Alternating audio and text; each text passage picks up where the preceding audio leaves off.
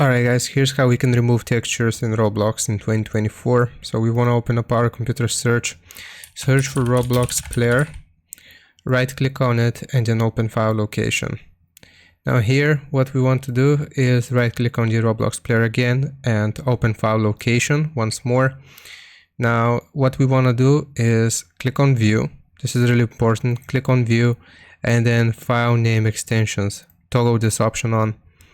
Now what we're going to do is create a new folder. So right click, new folder, and we will call it client settings. Write it exactly as I've written it here because you have to match all of the capital and lowercase letters.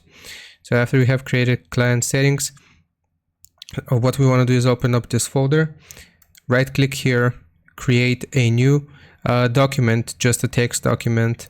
And now after we have created a text document, right click, rename, and we will change this to client app settings, and the extension name needs to be JSON like this.